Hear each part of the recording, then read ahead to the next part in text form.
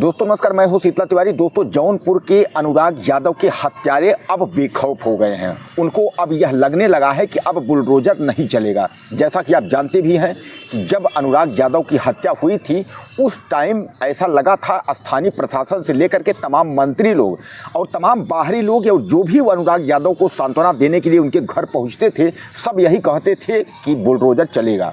यानी किसी भी कीमत पर जो हत्यारे हैं उनको बख्शा नहीं जाएगा। यानी लालता यादव के परिवार यानी जो दरोगा परिवार है उसको बख्शा नहीं जाएगा। उसके घर पर बुलडोजर चलेगा और कठोर से कठोर कार्रवाई होगी। यानी इनको जेल में भेजने के बाद इनके ऊपर जो है फांसी या उम्र कैद की सज़ा इनको की जाएगी। लेकिन अब आपको मैं बता दूं कि जैसा कि जब राजस्व विभाग की टीम वहां पहुंची थी तो अनुराग यादव के जो हत्यारे हैं उनके घर का मुआयना किया था। और जब घर का मुआयना किया था तो वहां पता चला था कि उसका जो मकान बना हुआ है वह सरकारी जमीन बंजर में बना हुआ है। यानी सरकारी जमीन में उसने कब्जा किया है और सरकारी जमीन में कब्जा करके उसने मकान बनाया है। जब यह राजस्व विभाग की टीम ने देखा तो राजस्व विभाग की टीम ने रिपोर्ट लगाया। रिपोर्ट के तहत जो है वहां से यह तय हुआ कि इसका घर जो है गिराया जाना है। इसके लिए राजस्व विभाग की टीम ने उसके घर पर नोटिस चस्पा कर दी।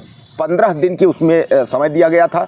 जैसा कि आप जानते हैं सुप्रीम कोर्ट का यह निर्देश है कि 15 दिन के पहले आपको नोटिस चस्पा करना होगा, डाक से भी सूचना देना होगा।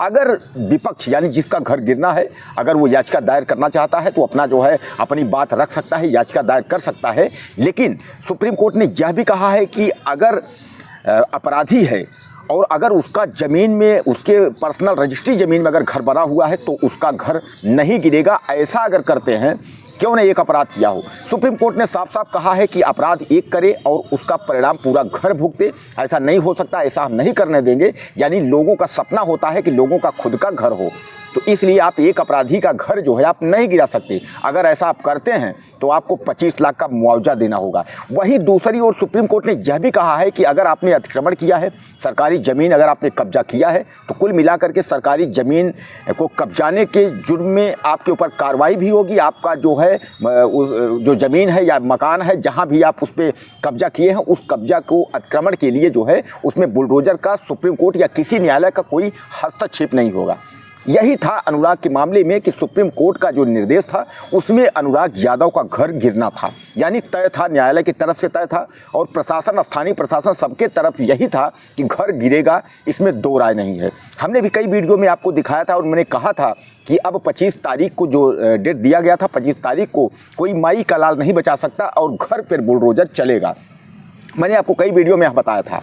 लेकिन उस 25 तारीख के पहले ही लालता यादव की पत्नी इंद्रावती ने जो है याचिका दायर की और उसने जो है घर गिराने को लेकर के आपत्ति दर्ज की। आपत्ति के दर्ज के बावजूद उसके बाद जो आपका तहसीलदार कोर्ट है उसने जो है समय दिया और वह समय जो है 28 नवंबर को दिया। यानी 25 नवंबर को वो बुलडोजर न चलकर अब 28 नवंबर को तहसीलदार कोर्ट में जो है फैसला होना था। दोनों तरफ के वकील वहाँ पहुँचने थे। लेकिन मैं आपको बता दूं कि 28 तारीख को जब दोनों तरफ के वकील और दोनों पार्टी वहां पहुंचती है, यानी उनके वकील जो हत्यारे हैं उनके वकील और इधर अनुराग यादव की तरफ के जब वकील वहां पहुंचते हैं तो यह पता चलता है कि तहसीलदार जो है वह कहीं चले गए हैं। वह जरूरी मीटिंग में तहसीलदार साहब चले गए हैं। अब आप समझ लीजिए कितना हाईलाइटेड उत्तर प्रदेश का यह मामला है कि जिस समय यह घटना हुई थी करीब करीब अब 1 महीने से ज़्यादा हो रहे हैं। पिछले 29 तारीख तक ये घटना हुई थी, 1 महीने से ज़्यादा हो गए। उस घटना से जब उसका अनुराग यादव का गला कटा था, 17 साल का जो है अनुराग यादव लड़का जो है 12वीं में पढ़ता था, ताइक्वांडो खिलाड़ी था। यानी उसका जब गला कट के बाहर गिरा था, उस गले को लेकर के उसके सर यानी धड़ को लेकर के उसकी माँ जिस कदर से रोई थी तो पूरा हिंदुस्तान और पूरा उत्तर प्रदेश रोया था और सहम गया था। तभी सबने तय कर लिया है कि इन हत्यारों को जो है बख्शा नहीं जाएगा। दोस्तों अब जो है उसमें मामला यह फंसा कि 25 तारीख से डेट जो है वो 28 तारीख लगी। अब 28 तारीख लगी, 28 तारीख को जो है तहसीलदार महोदय जो है वो गायब हो गए। गायब का मतलब यह है कि वह किसी जरूरी मीटिंग में चले गए। उसके बाद फिर जो है तारीख लग गई है अब 2 दिसंबर की। यानी 2 दिसंबर 2024 को जो है अब फिर सुनवाई होनी है। यानी कहने का तात्पर्य यह है कि अब यह लोगों को लगने लगा है कि जब तारीख पे तारीख होने लगी, यानी 25 तारीख की नोटिस थी, उसके बाद 28 हुआ, 28 को तहसीलदार की अनुपस्थिति हो गई। अब उसके बाद 2 तारीख लगा तो क्या पता 2 तारीख को बुलडोजर चलेगा या नहीं चलेगा, यह भी देखना होगा। और आप लोग मुझे ज़्यादा से ज़्यादा कमेंट करके मुझे बताइएगा कि क्या अनुराग यादव के जो हत्यारे हैं इनके घर पर 2 तारीख को बुलडोजर चलेगा और चलना चाहिए या नहीं चलना चाहिए, अपनी राय आप मुझे ज़्यादा से ज़्यादा आप दीजिएगा। दोस्तों 40 साल से यह मुकदमा चल रहा था अनुराग यादव के परिवार से और उस दबंग परिवार से।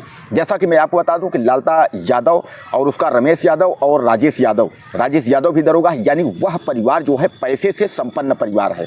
अब आप समझ सकते हैं कि जब वह परिवार जेल में है और उसके जो वकील हैं वह जो है बड़े जो है दीवानी के वकील हैं, यानी बड़े बड़े वकील लगे हुए हैं, तो अब आप समझ सकते हैं कि वह व्यक्ति कितना पावरफुल होगा। जो व्यक्ति जेल में है और जेल के बावजूद जो है यहाँ पूरा प्रशासन बांध के रखा है, तो इसका मतलब आपके दिमाग में और जो है ये जहन में यह आता होगा कि आखिर वह कितना पावरफुल है कि जो 25 तारीख को जो है बुलडोजर को कार्रवाई को उसकी पत्नी पहुंच करके और रुकवा देती है, फिर उसकी डेट लगती है 28 तारीख, फिर 2 तारीख, यानी तारीख पे तारीख जब लगने लगा तो अब आप समझ सकते हैं कि इसमें जो है क्या हो सकता है। दोस्तों उस ताइक्वांडो खिलाड़ी यानी अनुराग यादव की बहन अनुराधा, यह जो है आराधना, यह दोनों भाई बहन जो है राज्य स्तर तक यानी स्टेट लेवल तक यह खेले थे और उसके बाद जो है यह प्रसिद्धि में बहुत आगे जाते। आज 17 साल का वह लड़का था। शायद यह है कि यह जो दरोगा परिवार था इससे नहीं देखा गया कि यह लड़का आगे चल करके और कुछ ज़्यादा उपलब्धि करेगा, हमारे गांव ही नहीं, क्षेत्र जौनपुर ही नहीं, उत्तर प्रदेश का भी नाम रोशन करेगा। हो सकता है इसी वजह से उसकी हत्या कर दिए हो। कहने का तात्पर्य यह है कि उस लड़के को ज़मीन संबंधित 17 साल 18 साल का लड़के को ज़मीन संबंधित क्या नॉलेज है। ज़मीन संबंधित अगर 40 साल से मुकदमा चल रहा था तो अगर उसमें किसी की कोई हत्या नहीं हुई तो क्या ज़रूरी यही था कि उसकी हत्या कर दी जाए। यानी कहने का तात्पर्य यह है अनुराग आज इस दुनिया में नहीं है, इकलौता चिराग था, 4-5 बहनों के बीच में वह अकेला था और उसकी इन लोगों ने हत्या कर दी। अब जो है अनुराग को न्याय मिलता जो है वो दिख नहीं रहा है। अब मैं आपको बता दूं कि अनुराग यादव का जो मामला है यह फिर अटका हुआ है। अब 2 दिसंबर को नया अपडेट आपके सामने आएगा कि 2 दिसंबर को बहस होगी और उस बहस में यह देखा जाएगा कि क्या अनुराग यादव के हत्यारों का जो घर है यह गिरेगा कि नहीं गिरेगा। अब वही सबसे बड़ी बात यही है कि तहसीलदार साहब तो 28 नवंबर को जो है छुट्टी पे चले गए। अब 2 दिसंबर को तहसीलदार साहब रहते हैं या 2 दिसंबर को फिर छुट्टी पर चले जाते हैं, यह भी सबसे बड़ा सवाल होगा। यानी कहने का तात्पर्य ये है कि जहां अनुराग यादव के परिवार को एक बार न्याय दिख रहा था, अब लगने ये लगा है कि शायद ये है कि यह तारीख पे तारीख जो है वाला चक्कर फिर चल गया है।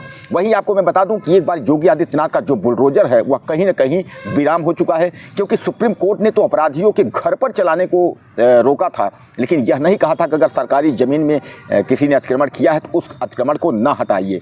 लेकिन योगी आदित्यनाथ का जो बुलडोजर है वह पता नहीं कब और किस बेस पे चलता है, जबकि इस मामले में जो है बुलडोजर 100% चलने की जो है उम्मीद थी। और उम्मीद आज भी अनुराग यादव को चाहने वाले, इस गरीब परिवार को मदद देने वाले और मदद करने वाले तमाम लोग यही चाहते हैं कि उसके घर पर बुलडोजर चले। और दोस्तों दूसरी तरफ मैं आपको बता दूं कि जो 25 लाख की वित्त जो है सहायता राशि देनी थी, यानी मुख्यमंत्री और प्रधानमंत्री राहत कोष से, जैसा कि आप जानते हैं कहीं कोई घटना होती है तो प्रदेश सरकार जो है 10 लाख 20 लाख 5 लाख जो है मुआवजा राशि देती थी। तो मुआवजा राशि का भी भुगतान जो है वह अनुराग के परिवार को नहीं हो पाया है। और साथ ही साथ जो 2 नौकरी थी, वो जो अविवाहित बहन है उनकी, जिसका एक का नाम आराधना और एक का नाम स्वाति है, इन दोनों बहनों को कहा गया था कि आपको जो है सरकारी नौकरी मिलेगी, लेकिन अब कुल मिलाकर के न तो 25 लाख की सहायता राशि अनुदान राशि मिल पाई है, मुआवजा मिला, और न तो जो है नौकरी मिलने की स्थिति जो है दिख रही है। दोस्तों आपको क्या लगता है कि 2 दिसंबर को इस घर पर यानी इन हत्यारों के घर पर बुलडोजर चलेगा, तहसीलदार साहब बैठेंगे या तहसीलदार साहब फिर गायब हो जाएंगे या यह मामला किसी और कोर्ट में जाएगा? आपको क्या लगता है? अपनी राय आप मुझे जो है ज़्यादा से ज़्यादा जो है मैसेज करिएगा कमेंट में, आप ज़्यादा से ज़्यादा, और आप कहाँ से हैं यह लिखना मत भूलिएगा। अपना एड्रेस बताइएगा कि मैं यहाँ से सर आपका वीडियो देख रहा हूँ, और हमारे चैनल को आप ज़्यादा से ज़्यादा सब्सक्राइब करें, हमारे ज़्यादा से ज़्यादा परिवार बने। अगले वीडियो में फिर मिलते हैं। नमस्कार।